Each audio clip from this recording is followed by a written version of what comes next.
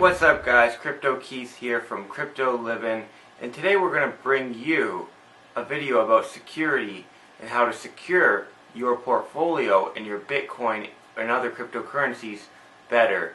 Because at least once a month or once a year you should be taking steps to make sure that you've done everything you can to protect your earnings and everything you've built. So we've seen people be hacked, exchanges, cloud mining platforms, even big YouTubers were hacked because they were not doing these things.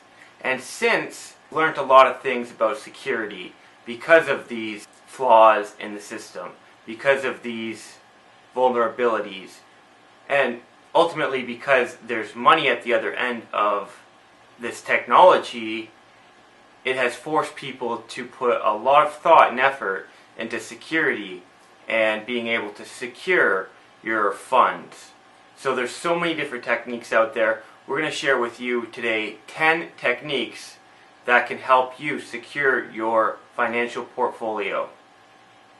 And you might think that you don't have very much to secure, but think of it this way. In a couple years, it will be worth 10 to 100 times what it is now.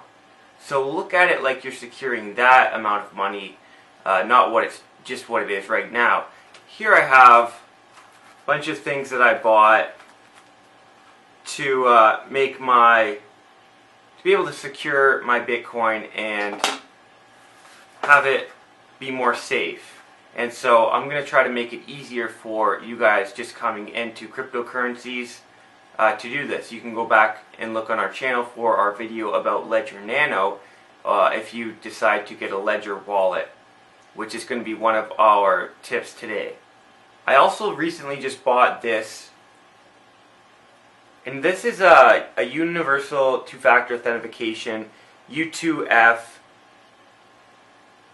It's made by Yubico, Y-U-B-I-C-O. You can buy this on Amazon or on their website directly, and what this allows you to do is no one can access your funds or even get into your account unless they have this device and plug it into a computer. So a second factor of authentication, and I just don't know why more people aren't using this and why big companies, exchanges, corporations are not using this. If they did, they would cut back on a lot of hacks. So here are our 10 tips, tricks, and techniques to allow you to be able to relax and not worry about your security of your funds.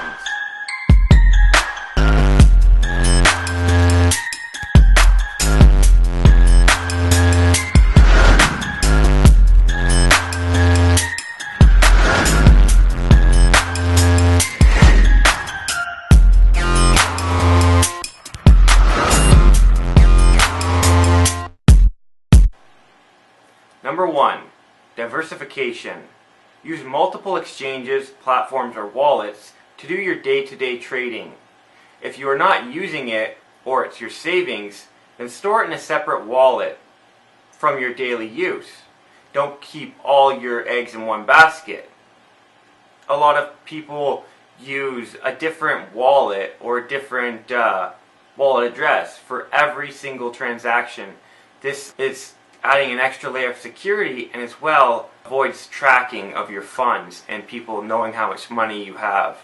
Some exchanges, including Bitconnect, now give you the option to freeze or lock withdrawals to only one wallet. So you can set it up to only withdraw to your wallet, so that if someone does get access to your account, they'd only be able to withdraw it into your wallet address. You can also lock or freeze IP addresses so that only your IP address can make withdrawals. And they do have certain ways like identification for you to recover this if you lose your computer or access to that wallet that you set up for withdrawals. Number 2, strong passwords. The strongest passwords consist of a long string of letters and numbers. Do not use the same password for multiple accounts. And avoid including your name, address, birth date, or other info in your passwords. Store passwords offline on paper or a USB stick. There are password generators online that you can use to create these long strings of letters and numbers that almost look like a wallet address. And these are uncrackable with a regular computer. It would take way too long. It would take multiple years to crack a password with a regular computer. And the quantum computers and supercomputers are not really at that state yet where they could even crack these. We're still a few years off from that. If you're using these complicated passwords, you can manage them with a password vault or manager. And there's so many different sites and services that allow you to use their password vault. And I was a little bit suspicious about this in the beginning. Are you not giving away all your passwords to somebody when using this? And what I've learned is, no, not really. Just like when you get your private keys to your desktop or hardware wallet and only you can access that, I think it's the same type of thing with these password vaults. Nobody else has access to those passwords, only you. A couple of managers are TrueKey or KeyPass. And Brave browser also has a bunch of built-in password vault extensions. And while we're on the topic of Brave browser could help you secure, have less people track you, actually no people track you, and people can't fingerprint you and things like that. So this could help your security too if you start using Brave browser. Number 3, desktop wallets. So desktop wallets such as Exodus or Jaxx are a huge step in security. Only you control your private keys and must store them properly. So don't keep the recovery seeds and things like that online. Keep them offline if you're going to use a desktop wallet. People have made the mistake of keeping them in their emails, and that's how some of these big YouTubers have gotten hacked and all their money stolen. Number 4 is hardware wallets. So similar to desktop wallets, it basically is a desktop wallet, but these things hold your private keys. So hardware wallets like Ledger or Trezor are even better because they make storing and using your private keys a breeze. If you cannot afford or access a hardware wallet, it is worth reading about paper wallets. Next, two-factor authentication, and I'll show you what that looks like. So for two-factor authentication, you can use something like Google Authenticator, Authy, or FIDO U2F. And this is what it will look like. You'll go into your phone, you'll download the app, install it, and then say you set it up for an online wallet that you're using, an online exchange. They'll give you a QR code or a code, and you have to scan that with your phone or type in the code.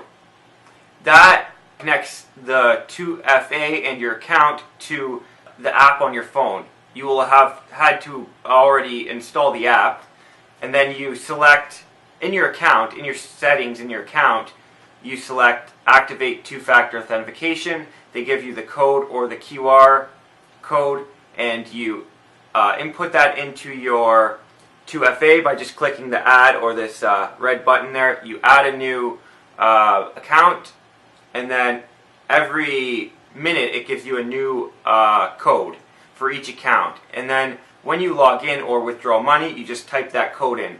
They also give you a code for recovering, so you want to keep that safe. So two-factor authentication or 2FA is utilizing two verification methods to enter or withdraw from your accounts. You have probably seen it being used when you click a link in your email to verify a new account to prove that it is you. You can use Google Authenticator or Authy or FIDO U2F, which is already installed and built into these Ledger Nanos.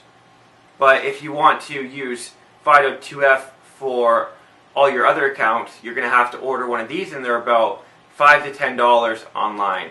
So you can set this up the same way as you would set your phone up, because there's a flaw and an exploit in using your phone for Google Authenticator. And if people have your password or access to your email, they can use all that data that is stored when you make an account for your email with Gmail or something like that.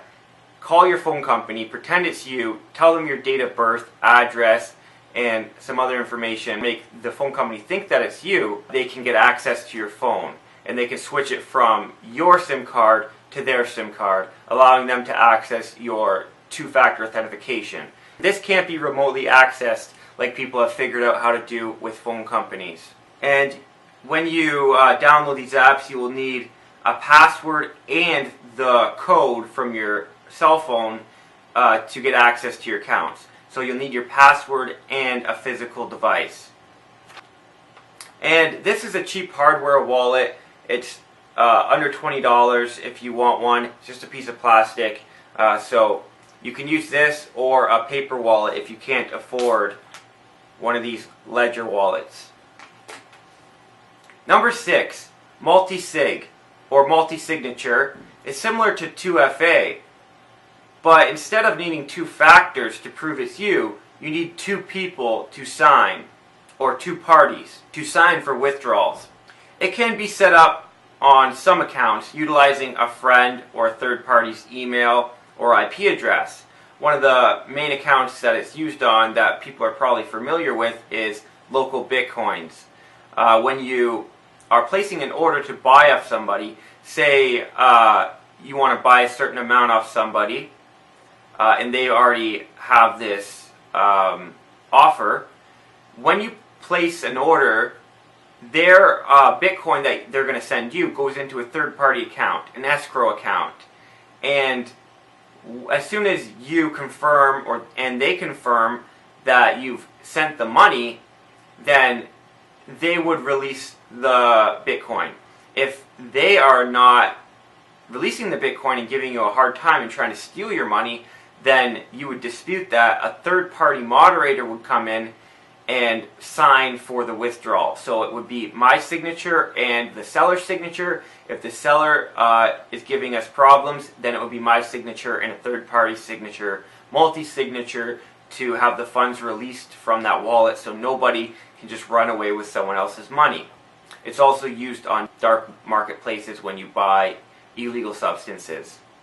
Number 7, Wi-Fi settings. So sometimes your Wi-Fi is letting hackers through, and if you are targeted and vulnerable, it could result in a loss of funds. You can protect yourself better by not using public, rooted, or Wi-Fi hotspots. Also, you can make sure your Wi-Fi security settings are set to WPA2 and not WEP. Number 8 is email. If a hacker gets into your email account that you use to verify withdrawals, it could be bad. People have lost a lot of money by keeping private keys, recovery phrases, or other personal info in emails. You can add a PGP or second layer of security by encrypting emails with a PGP.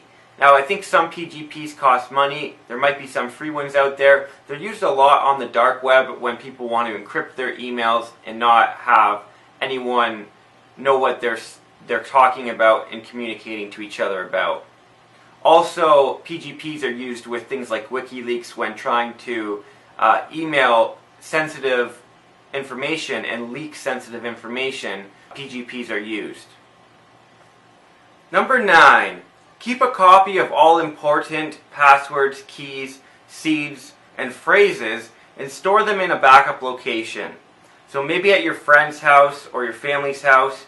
If you have a fire, flood, robbery, or the cops decide to raid your coins, then you will be one step ahead and can recover your funds. So recently we saw ForkLog's CEO, the person that created a news outlet in Russia called ForkLog, was just raided by the police. And they targeted him saying that he was exchanging money for criminals.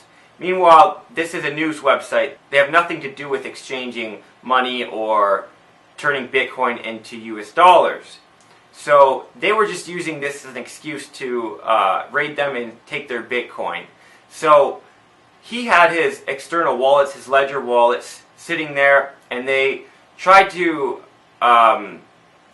pressure him into sending funds from his wallet into a wallet that belonged to the police. And he called his lawyer told them not to, and that they would get charged with theft if they did. Well, while he was in jail, funds were removed from his account.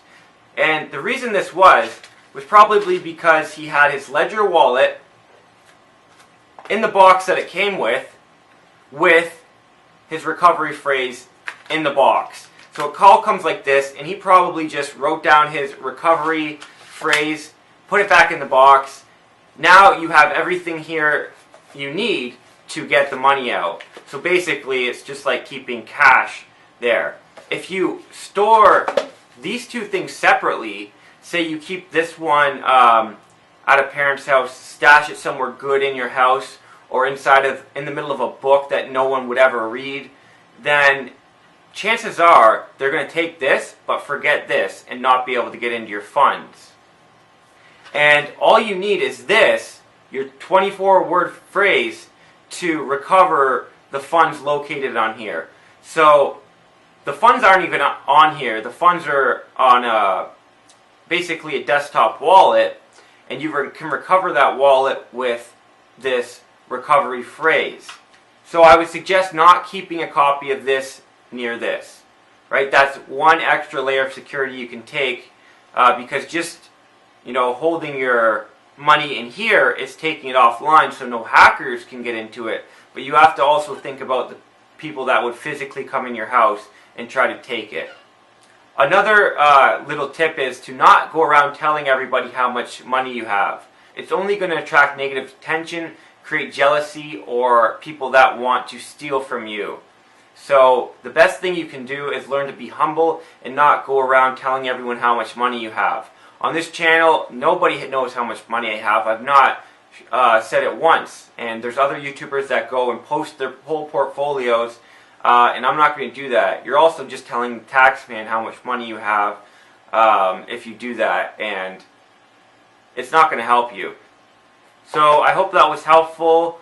I worked very hard on this video. I probably recorded it about 10 times. I hope you will actually act on these things and take a day to upgrade your security to make sure that you're always one step ahead of the bad guys, the guys that want what you have.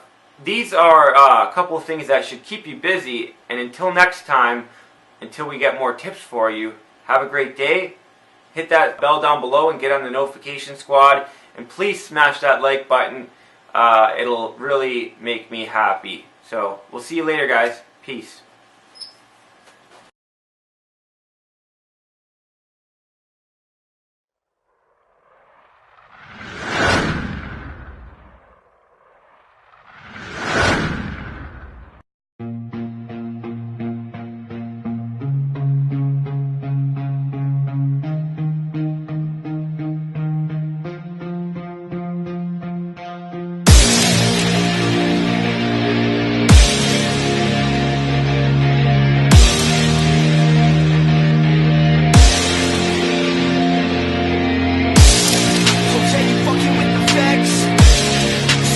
Ready for the best?